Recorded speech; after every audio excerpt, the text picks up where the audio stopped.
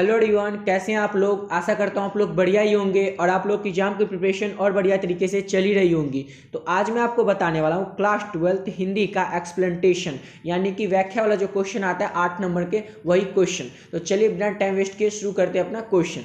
तुम्हारा first question क्या करा है कि सच है जब तक मनुष्य बोलता नहीं उसका गुण दोष प्रकट नहीं होता।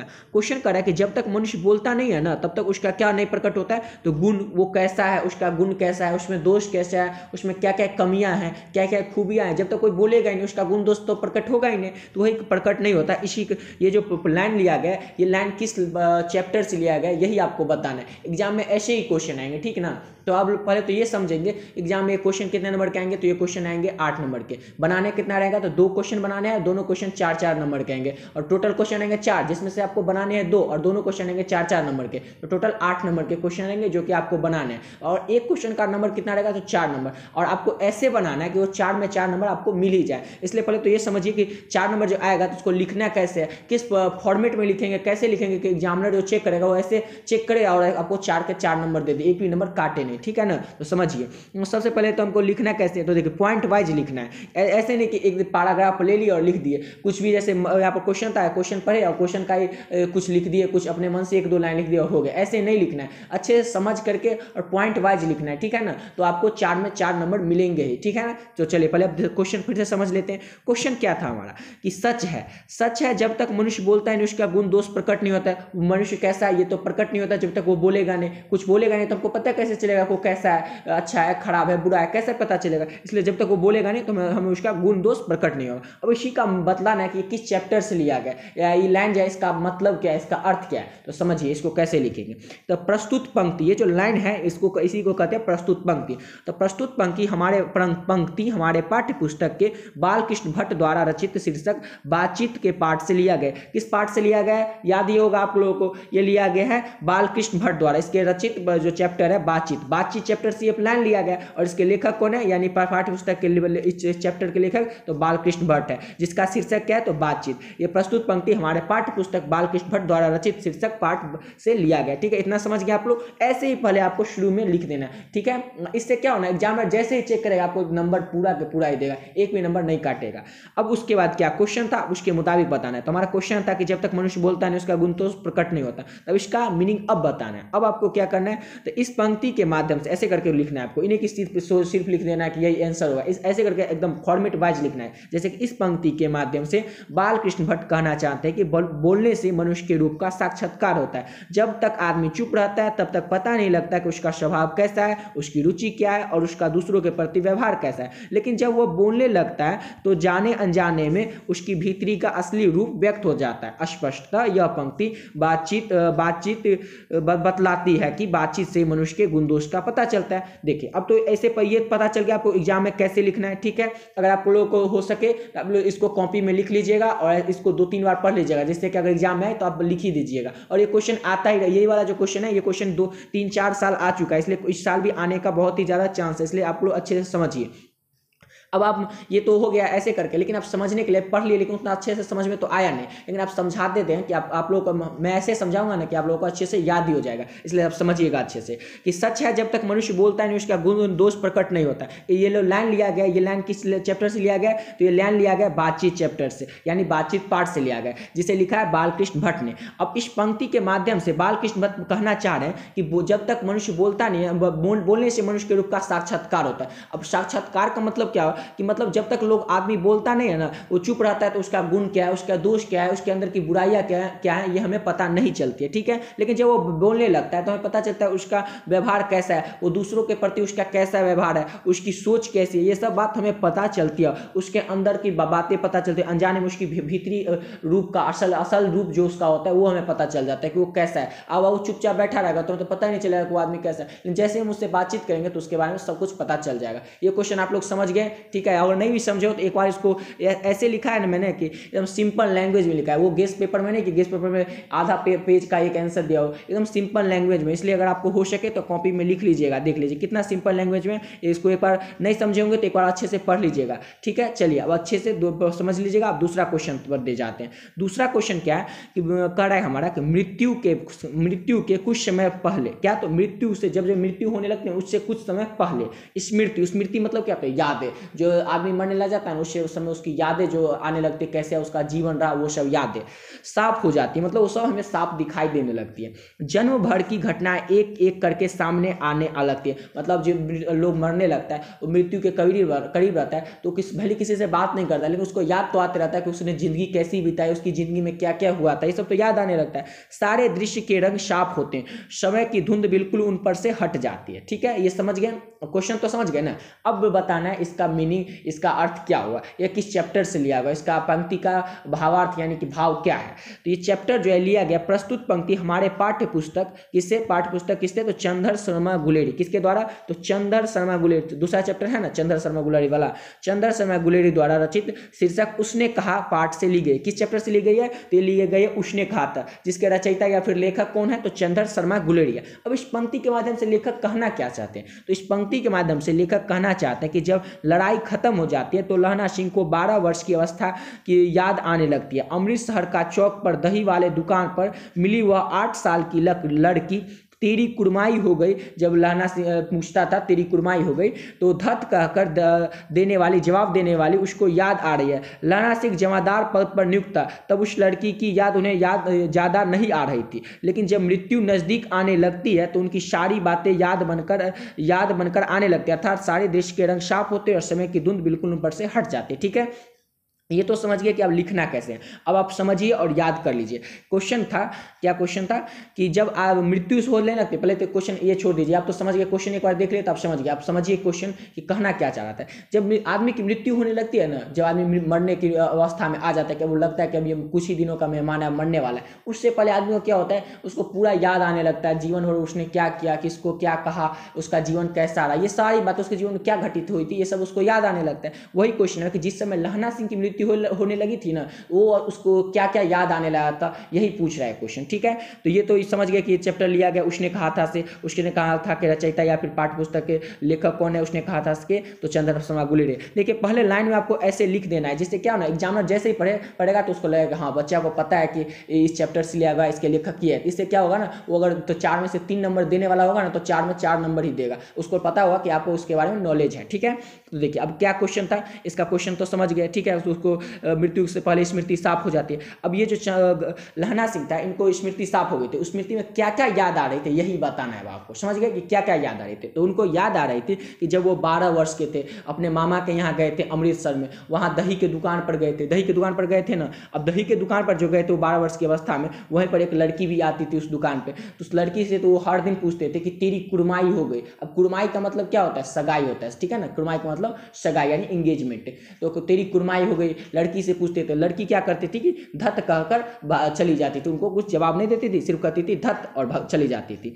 अब लहना सिंह जो था, अब वैसे करके दिन बीत गया और थोड़ा दिन बाद लड़की अपने घर, लहना सिंह अपने घर चले गए। उसके बाद क्या हुआ कि लहना सिंह जमादार के पद पर, किस पद पर, तो जमादार के पद पर नियुक्त हो गए। तब उस लड़की की जो याद थी वो उनको ज़्यादा नहीं आती थी, हाँ कभी कभी आ जाती होगी, लेकिन उनको ज़्यादा याद नहीं आती थी, ठीक है। लेकिन जब मृत्यु नज़दीक आने लगते, मृत्यु नज़दीक मतलब जब लगता था कि अब हम मर जाएंगे, लहना सिंह को लगा, तब क्या होता है कि ये सारी बातें जो कैसे वो अमृतसर गए थे मामा के यहाँ दही की दुकान पर, लड़की से क्या पूछते थे, ये सारी बातें, तेरी कुड़माई हो गई, ये सारी बातें उनको लहना सिंह को याद आने लगती, यानी स्मृति साफ हो जाती है, सारे दृश्यों के रंग साफ हो जाते हैं, यानी कि उनको स्मृति साफ हो जाती है और ये सारी बातें याद उनको आने लगती है, ठीक है। यही क्वेश्चन था, समझ गए आप लोग। नहीं समझे हो तो देखिए क्वेश्चन को ऐसे यहाँ से लीजिए और अच्छे से 1-2 बार पढ़ जाइए, आपको अच्छे से पता ही चल जाएगा। वैसे तो ऐसे कहानी बना के बताएं, आपको पता ही होना चाहिए, ठीक है। चलिए अब अगला क्वेश्चन देख लेते हैं। हाँ अब ये देखिए, एक 2 नंबर क्वेश्चन है और ये 3 नंबर क्वेश्चन, ये 2 क्वेश्चन आपको अच्छे से करना है। इस 2 में से ही एक क्वेश्चन आपके एग्जाम में रहेंगे, ठीक है ना, इसलिए अच्छे से समझ ले। दूसरा वाला तो समझ गया, अब तीसरा क्वेश्चन समझिए कि अब घर जाओ तो कह देना कि मुझे उसने कहा था मैंने कर दिया। ये भी जो चैप्टर है ना, ये भी लिया है किससे, तो उसने कहा था से, जिसके रचयिता चंद्र शर्मा गुलेरिया, जो कि आपको पता ही है। ठीक है, अब घर जाओ तो कह देना कि मुझे उसने कहा था, मैंने कर दिया। अब ये बताना है इसका भाव क्या है, इसका मीनिंग क्या है, इस लाइन का अर्थ क्या है, ये आपको बताना है। ठीक है, तब ये जो पहले समझिए कि लिखेंगे कैसे, कि प्रस्तुत पंक्ति हमारे पाठ्य पुस्तक चंद्र शर्मा गुलेरिया रचित शीर्षक उसने कहा पाठ से ली गई है। तो सबका है, बस उसमें राइटर का नाम क्या कहते हैं और क्या चैप्टर का नाम, ये आपको बदलना है, तो हर एक क्वेश्चन का फॉर्मेट यही रहेगा। ठीक है ना, यहाँ तक।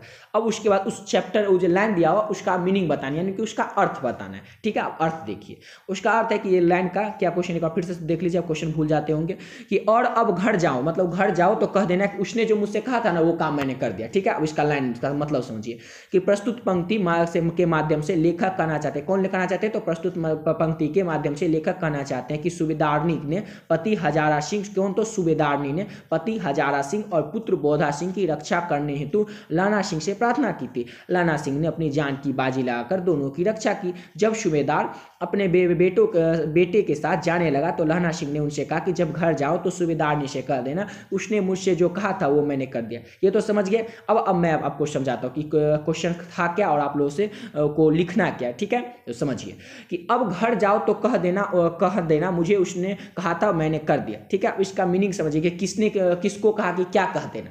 तो लहना सिंह ने कहा, लहना सिंह जो मृत्यु के करीब था, तो मरने वाले थे, मृत्यु के निकट थे, तो लहना सिंह ने किससे कहा, तो सूबेदार से कहा। ठीक है, लहना सिंह ने सूबेदार से कहा कि वो अपनी पत्नी, उसकी जो लड़की थी ना, जिसको धत पूछती थी कि तुम्हारी कुर्बाई हो गई, तो धत करके चली जाती थी, वही लड़की जो है ना सूबेदारनी बन गई है। तो और उसके पति जो सूबेदार है उसको क्या कहते हैं, उस सूबेदार जो उसके पति है, और उसका बेटा कौन है, तो उसका बेटा का नाम है बोधा सिंह। कौन है, तो पुत्र बोधा सिंह है, और पति का नाम हजारा सिंह है, और हजारा सिंह जो है यही सूबेदार है। ठीक है, ये तो समझ गए। ठीक है, तो एक दिन जब उसके घर जाते हैं ना लहना सिंह सूबेदार के, पहले तो ये लिखना नहीं है, ये कहानी समझ लीजिए। अगर समझ जाइएगा ना तो आप अपने आप बना के लिख दीजिए, इसलिए पहले कहानी समझ लीजिए कि एक दिन क्या होता है कि लहना सिंह जाते हैं हजारा सिंह के घर में, यानी कि सूबेदार के घर में। वहीं पर देखते हैं उस लड़की को जिससे वो बचपन में मिले थे, अपने मामा के यहाँ गए थे, दही की दुकान पर जाते थे तो मिले थे। उसी लड़की को देखते हैं कि आज वो सूबेदारनी बन गई। ठीक है, तो वहीं पर बातचीत होता है, तो वहीं पर वो कहती है सूबेदारनी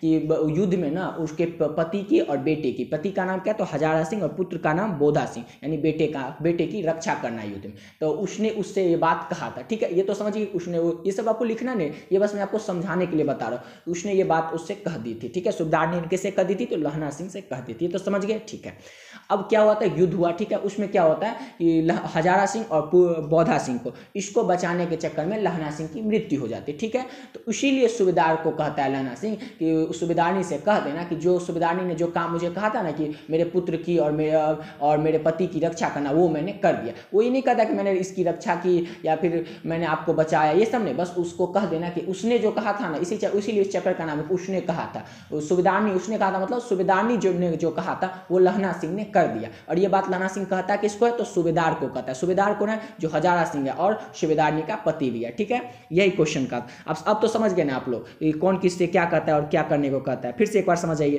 कि और घर जाओ तो मुझे कह देना कि मुझे उसने कहा था वो मैंने कर दिया। ये लिया गया चंद्र शर्मा गुलेरिया ने लिखा है, और इस पाठ का नाम है क्या, तो उसने कहा था। और इसमें क्या कि प्रस्तुत पंक्ति के माध्यम से लेखक कहना चाहते हैं कि सूबेदारनी ने पति, कौन, तो सूबेदारनी जो थी वो अपने पति और पुत्र कौन, तो बोधा सिंह को रक्षा करने के लिए किससे कहते, तो लहना सिंह से कहते। और लहना सिंह अपनी जान पर खेल कर दोनों को बचा देता है। ठीक है, और वही बात कहने के लिए सूबेदार से कहता है कि जाओ ना घर तो बता देना कि सूबेदारनी ने जो कहा था वो मैंने कर दिया। ठीक है, समझ गए। इतना सिंपल में समझाएं, आप लोग तो समझ गए ही होंगे। ठीक है, नहीं समझोगे तो एक बार पढ़ लीजिएगा। ठीक है, क्योंकि 2 नंबर क्वेश्चन और 3 नंबर क्वेश्चन, ये दोनों में से एक क्वेश्चन आपके एग्जाम में जरूर रहेंगे। ठीक है, ये क्वेश्चन बार बार आए और इस चैप्टर से आते कैसे रहता है पता है, जैसे फर्स्ट चैप्टर से ये क्वेश्चन है, सेकंड चैप्टर से ये क्वेश्चन है, 2-3 क्वेश्चन को हेर फेर करके देता रहता है। ये क्वेश्चन इस साल दे दे बोर्ड वाला जो करते हैं, और इस साल ये क्वेश्चन इस साल दे दिए। ठीक है ना, इसलिए दूसरा चैप्टर से ये 2 ही क्वेश्चन आते रहते हैं, इसलिए ये दोनों क्वेश्चन को कर लीजिए, एक क्वेश्चन आपके एग्जाम में मिल ही जाएंगे। चलिए अब अगला क्वेश्चन देख लेते हैं कि जिस पुरुष में ना नारीत्व नहीं है वो अपूर्ण है। क्या, तो जिस पुरुष में, जो पुरुष मतलब क्या होता है, क्या होता है, तो आदमी होता है। जिस आदमी में नारीत्व नहीं है वो अपूर्ण है। अपूर्ण मतलब क्या होता है, अपूर्ण, अधूरा। अपूर्ण मतलब क्या होता है, अधूरा होता है। ठीक है, अब ये बता देते हैं कि प्रस्तुत पंक्ति हमारे पाठ्य पुस्तक रामधारी सिंह दिनकर द्वारा रचित शीर्षक अर्धनारीश्वर से ली गई है। ठीक है, ये तो आपको याद ही होगा। अब समझिए इसका मतलब क्या है। क्या मतलब, तो जिस पुरुष में नारीत्व नहीं है वो अपूर्ण है। इसका मतलब क्या है, तो इसका मतलब यह है कि यह पंक्ति के माध्यम से लेखक कहना चाहते हैं कि जिस पुरुष में ना नारी का गुण अर्थात नारीत्व, नारी का गुण मतलब नारीत्व को क्या कहते हैं, मतलब नारीत्व का मतलब क्या होता है, नारी का गुण। नारीत्व मतलब तो नारी का गुण, नारी का गुण नहीं ना, या नारी का गुण, नारी का कौन कौन सा गुण, तो दया का, यहाँ पर माया, ये ममता, ये नहीं ममता होगा, दया ममता का, सहिष्णुता का नहीं है, वह अधूरा है। मतलब नारी का कौन कौन सा गुण, तो दया का, ममता का, सहिष्णुता का गुण नहीं है ना, वो नारी का ये गुण है, और ये गुण जिस पुरुष में नहीं है वो पुरुष अधूरा है। ठीक है, पुरुष को नारी के गुण ही पूर्ण बनाते हैं। पुरुष को ना, किसी आदमी को नारी के ये सब जो गुण है यही सब पूर्ण बनाते हैं। ठीक है, अगर उसमें किसमें, तो पुरुष में ना दया माया सहिष्णुता नहीं होगी तो दूसरों के साथ अच्छा व्यवहार नहीं करेगा, अच्छे से बात नहीं करेगा। अर्थात पुरुष में भी नारी के गुण होना आवश्यक है। किसमें, तो पुरुष में भी नारी के गुण होना आवश्यक है। ठीक है, अब समझ गए। एक बार और देख लीजिए बस लास्ट बार,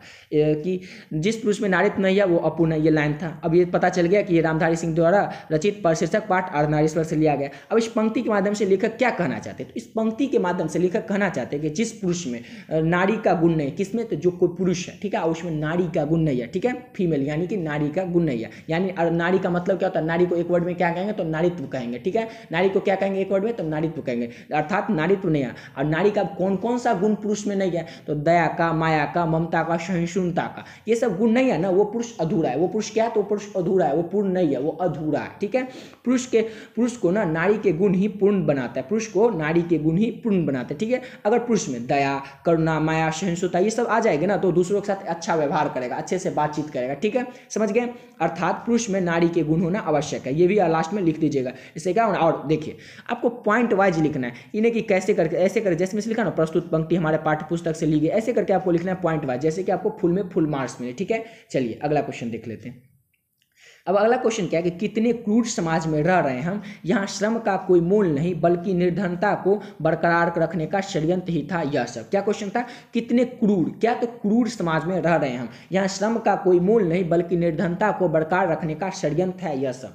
ये जो लाइन लिया गया, या कि इसका लाइन का पहले तो बताएं अर्थ क्या है, ये समझाना है हमको। तो ये लाइन लिया किस चैप्टर से गया, पहले ये तो जानेंगे ना कि चैप्टर कौन, किस चैप्टर से ये लाइन लिया गया, उसके बाद हम इसका मतलब समझाएंगे। तो लिया गया किससे, तो ये लिया गया हमारे प्रस्तुत पंक्ति हमारे पाठ्य पुस्तक ओम प्रकाश वाल्मीकि, किसके द्वारा, याद रखिएगा, ओम प्रकाश वाल्मीकि द्वारा रचित शीर्षक जूठन पाठ से लिया गया। किस पाठ से लिया गया, तो जूठन पाठ से लिया गया। एक क्वेश्चन ऑब्जेक्टिव के लिए याद रखिएगा, जूठन आत्मकथा है, क्या है, तो जूठन आत्मकथा है। ठीक है, तो जूठन पाठ से लिया गया, पाठ से लिया गया, ये तो समझ गए। ये जो लाइन है ये ओम प्रकाश वाल्मीकि ने लिखा है, और ये किस पाठ से है, तो जूठन पाठ से, इतना समझ गए। ठीक है, चलिए अब अगला देखते हैं कि इस पंक्ति के माध्यम से आखिर लेखक कहना क्या चाहते हैं। तो पहले पढ़ लेते हैं, उसके बाद मतलब समझाएंगे। ठीक है, तो इस पंक्ति के माध्यम से लेखक बताते हैं कि मरे पशु को उठाने के लिए कई लोगों की जरूरत है। मर जो जाता है पशु, कोई गाय भैंस मर जाता है पशु, उसको उठाने के लिए तो एक आदमी से तो उठेगा नहीं, 2-3 आदमी, 4-5 आदमी, जितना को जरूरत होती है, 2-4 आदमी की जरूरत होती है। प्रायः लोग जल्दी एकत्र नहीं होते। अब मानिए कि सबको अपना अपना काम रहता है, अब 2-4 लोग को जो जरूरत होगा तो 2-4 लोग तो फ्री रहता नहीं, एकत्र मतलब एक जगह पर जल्दी से इकट्ठा तो होते नहीं, सबको जुटाना पड़ता है, देखते ही होंगे गांव में आप लोग। चलिए, तब तक देर होने पर पशु वाले चिल्लाने और गालियां बकने लगते। तब तक मुझे थोड़ा लेट हो गया तो क्या करते हैं, जिसका अब गाय भैंस मर गया हो उसको क्या करता है, वो चिल्लाने लगता है कि तुमको बोले थे कब आने के लिए, अभी कब आ रहा है, बोले थे 8 बजे आने के लिए, अभी 10 बज गया अभी तक नहीं आया। मतलब ऐसा बोलते, ये सब लिखना नहीं, समझाने के लिए बताया, ऐसा बोलने लगते हैं, गालियां भी बकने लगते कई लोग तो। ठीक है, इसी प्रतिक्रिया में लेखक की टिप्पणी है कि हम बड़े क्रूर समाज में, वो जो लाइन दिया वही देखिए, हम बड़े क्रूर समाज में रह रहे थे। लोग न हमारे काम की अहमियत मानते और न श्रम की कीमत। देखिए अब लोग इतना, मतलब एक तो देखिए उनका काम भी करने आ गया, ठीक है, तो उस पर से उसको बात भी करने लगता है, इतना लेट से आया, उनका काम का अहमियत ही नहीं समझ रहे, उनका वैल्यू ही नहीं कर रहा है। ठीक है, और श्रम मतलब जो काम करते उसका कीमत भी नहीं देते, कहते हैं हरा हो गया, नहीं देते रहते काम का कीमत, श्रम का कीमत, मतलब श्रम मतलब क्या होता है, उनका जो काम था वो फेंक दिए गाय भैंस को, उनका कीमत नहीं देते हैं। उल्टे क्या करते हैं, उन पर गालियां बकते हैं, उनको 2-4 गालियां बकते थे, तुम लेट से आता है, तुम ये नहीं करता है, तुम वो नहीं करता है, गालियां बक देते हैं। ये श्रम की कीमत न देना हमारी गरीबी को बनाए रखने का षड्यंत्र है। श्रम मतलब ये जो उनका काम हुआ, अब उसका कीमत नहीं दिया गया, ये क्या है, तो लेखक का ना, ये नहीं कि मैं नहीं कर रहा हूँ, ये चैप्टर नहीं कर रहा है, ये लेखक कर रहे हैं, उस चैप्टर में कहा गया, ठीक है ना। ये श्रम की कीमत न देना हमारी गरीबी को बनाए रखने का षड्यंत्र है। ये लेखक कर रहे हैं कि जो काम किए गाय भैंस फेंक दिए, ठीक है, अब उसका कीमत नहीं दिया, मतलब उनका जो मजदूरी था वो नहीं दिया। ये एक तरह का षड्यंत्र है। क्या? तो ये एक तरह का षड्यंत्र है। ताकि ये षड्यंत्र आखिर है क्यों? ताकि हम दलित बनकर उनकी सेवा करते रहे। अब अब वो काम कर दे, उनको बहुत ज़्यादा पैसा, बहुत ज़्यादा उनकी कीमत थी, जो होना चाहिए वो पैसा दे दे, तो क्या करेंगे, उनकी आगे से काम ही नहीं करेंगे। लेकिन वो चाहते हैं जो जिनका गाय भैंस मरा रहता है, ठीक है ना, वो लोग चाहते हैं कि इनको थोड़ा मोड़ा पैसा दे या पैसा दे ही नहीं उनका, ताकि वो क्या करेंगे कि हमारे यहाँ काम करते ही रहेंगे, हम हमारे अधीन रहेंगे, हम जो कहेंगे वही करते रहेंगे, ठीक है ना, ताकि हम दलित बनकर उनकी सेवा करते रहे। यही वो लोग चाहते हैं, ठीक है। निचले स्तर के काम वे स्वयं नहीं कर सकते थे, वे उन कामों को हम दलितों से करवाते हैं। यह दलित को दबाए रखने का उनका षड्यंत्र था। निचले स्तर, ये जो गाय भैंस का फेंकने वाला होता है, वो उनसे करवाते नहीं थे, वो लेखक से करवाते थे, यानी दलित से वो करवाते थे। ये उनका षड्यंत्र था। किनका षड्यंत्र? तो ऊंचे लोग जो होते हैं, वो जिनका गाय भैंस मर जाता है, ऊंचे लोग होते हैं, उनका ये षड्यंत्र था। समझे आप लोग? एक बार बस और समझ लीजिए, ठीक है ना। हम जानते हैं आप लोग समझ गए होंगे, लेकिन एक बार और समझ जाएगा ना तो आपको अच्छे से याद ही हो जाएगा, आप एग्जाम में भूलेंगे। हम चाहते हैं कि जो क्वेश्चन हम आपको बताएं, अगर वो एग्जाम में आता है तो आप भूल ही नहीं पाए वो क्वेश्चन को। ऐसे समझे, सिर्फ आपको लिखना आना चाहिए। अगर आप लोग तो समझ जाए, समझ तो आप अभी गए होंगे आप, बस आपको लिखना थोड़ा अच्छे से आना चाहिए, उसके बाद तो आपके एग्जाम पूरे में पूरे मार्क्स ही आएंगे। चलिए अब देखते हैं क्वेश्चन क्या था कि कितने क्रूर समाज में रह रहे हैं। क्या? तो कितने क्रूर समाज में रह रहे हैं हम जहां श्रम का कोई मोल है। श्रम मतलब काम का कोई मोल नहीं, क्रूर समाज यानी, और जहां श्रम यानी काम का कोई मोल नहीं, बल्कि निर्धनता मतलब गरीबी को बरकरार रखने का षड्यंत्र है। क्वेश्चन था कि कितने क्रूर समाज में रह रहे हैं जहां श्रम यानी काम का कोई मोल नहीं, बल्कि निर्धनता यानी कि गरीबी को बरकरार रखने का षड्यंत्र है यह सब। अब ये जो लाइन है ये किस चैप्टर से लिया गया पता ही है कि ओम प्रकाश वाल्मीकि द्वारा रचित शीर्षक जूठन पाठ से लिया। इतना तो आप समझ गए, ये लिख भी देंगे आप, हमको मुझे पता ही है। अब देखिए, इस लाइन के माध्यम से लेखक कहना चाहते हैं कि मरे हुए पशु को उठाने के लिए कई लोगों की जरूरत होती है। तो जानते हो कि कोई पशु मर जाता है, उसको उठाने के लिए बहुत लोगों की जरूरत होती है। प्रायः लोग जल्दी एकत्र नहीं होते, जल्दी लोग उतना आते नहीं है। एक दो आता है, दो चार गो नहीं आता है, कहते हैं हम आएंगे आ रहे हैं करते करते 2-3 घंटा लगा देता है, ठीक है। तब तक क्या होता है कि जिसका पशु मरा रहता है, वो पशु वाले चिल्लाने लगते हैं, बात करने लगते हैं, अरे हम तुमको बोले थे इतना बजे आने के लिए, अभी कितना बजे, अभी तक नहीं आया। उन पर चिल्लाने लगते हैं जोर जोर से, गालियाँ भी कई लोग बकने लगते हैं, ठीक है। ये भी लिख दीजिए, नहीं कि इसी में लिखा है, ये सब लिखना है आपको।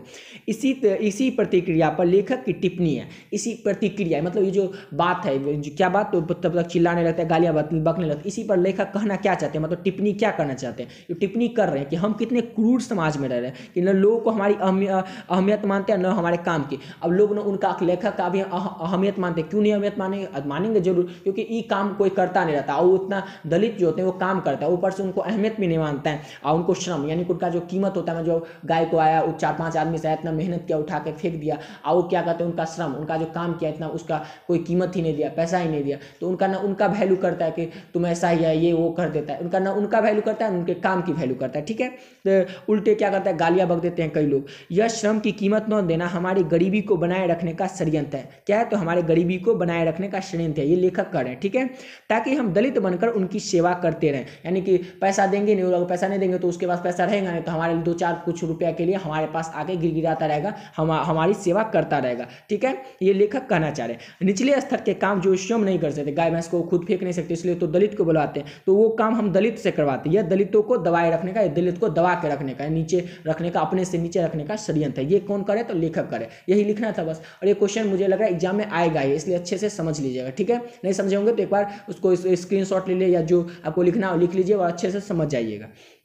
अब लास्ट क्वेश्चन है हमारा, देखिए इस क्वेश्चन में मैं टोटल कितना, तो 5 ही क्वेश्चन बताऊंगा, क्योंकि ये गद्य खंड का और पद खंड का वीडियो नेक्स्ट आ ही जाएगा आपको, कल तक आ ही जाएगा पद खंड का वीडियो, ठीक है ना। उसमें जो होगा उसमें भी 5 से 6 क्वेश्चन है, और ये क्वेश्चन, ये जो अभी 5 था, और वो जो आएगा पद खंड का, अगर ये कर लेते हैं ना, आपको कुछ भी करने की नहीं जरूरत है, व्याख्या के लिए कुछ भी करने की जरूरत ही नहीं, क्योंकि जो भी क्वेश्चन आएंगे टोटल 2 क्वेश्चन तो आपको बनाने हैं, उसमें भी आपके एग्जाम में 4 रहेंगे, जिसमें कि 2 बनाने, तो आपसे बन ही जाएगा।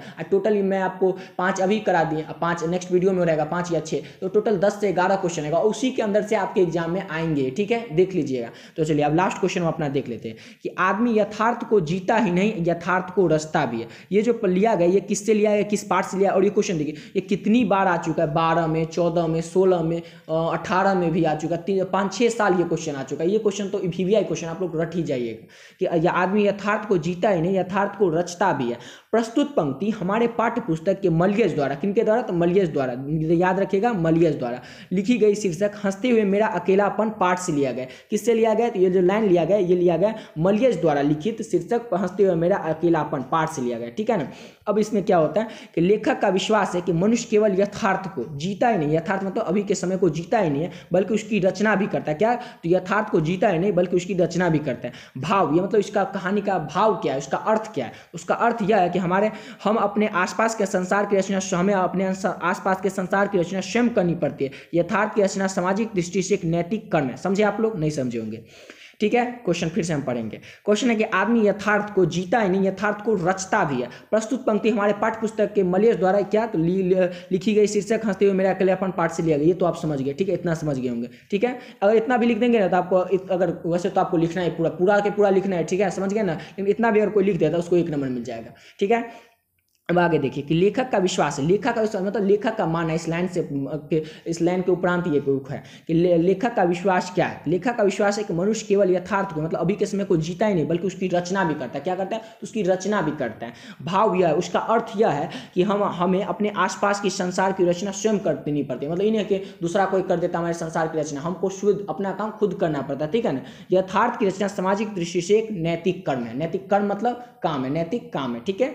समझ गए आप लोग। चलिए इसी के साथ ये वीडियो यहीं पे कंप्लीट करते हैं। अगर आप लोग को वीडियो अच्छा लगा हो तो प्लीज़ चैनल को सब्सक्राइब जरूर कर लीजिएगा ताकि आने वाली वीडियो की जो नोटिफिकेशन रहे वो आप लोगों को मिलती रहे। अभी आने वाले वीडियो में 2 नंबर वाला क्वेश्चन तो अभी कंप्लीट हो गया। आप लोग चैनल पर जाए तो नहीं देखे होंगे वीडियो तो देख सकते हैं। 2 नंबर वाला जो क्वेश्चन आपके एग्जाम में आएंगे वो तो मैंने बता दिया। ये व्याख्या वाला क्वेश्चन का एक फर्स्ट वीडियो है और एक और सेकंड वीडियो आएगा जिसमें कि ये तो गद्य खंड से है और आप पद खंड से उसमें क्वेश्चन है, ठीक है। तो ये भी कंप्लीट हो गया। चलिए अब एक और वीडियो आएगा जिसमें निबंध का क्वेश्चन, निबंध आप लोग को निबंध तो लिखने आता होगा लेकिन कैसे लिखना है, किस फॉर्मेट में लिखना है जिससे कि आप लोगों को अच्छे से एग्जाम में, अगर 8 नंबर के निबंध आता है, 8 नंबर को तो आएंगे ना, तो 8 में आप 8 आपको मिल ही जाएंगे और 3 ही 4 मैं टॉपिक बताऊंगा, उसी पर निबंध हर साल आते हैं और उसी पर आएंगे, ठीक है। उसके बाद एक निबंध हो गया और क्या बच गया, तो एक 5 नंबर वाला क्वेश्चन। मेन तो 5 नंबर वाला क्वेश्चन है ना, वो तो 15 नंबर का, इसलिए वो तो होना ही चाहिए। तो 5 नंबर वाला क्वेश्चन, 5 नंबर वाला क्वेश्चन में भी ना 10 से ज्यादा क्वेश्चन नहीं मैं बताऊंगा, 10 ही क्वेश्चन के अंदर से आपको आएंगे और बनाने तो आपको वैसे भी 3 ही अच्छे रहेंगे जिसमें से 3 बनाने, और वो 10 क्वेश्चन अगर आप कर लेते हैं, 10 में से अगर 6-7 भी आप कर लेते हैं ना तो आपका एग्जाम में बन ही जाएगा क्वेश्चन, ठीक है। तो चलिए इसी के साथ ये वीडियो पे कंप्लीट करते हैं और आप लोग अच्छे से पढ़ते रहिएगा क्योंकि एग्जाम का बहुत कम टाइम बचा हुआ है, ठीक है। चलिए मिलते हैं नेक्स्ट वीडियो में।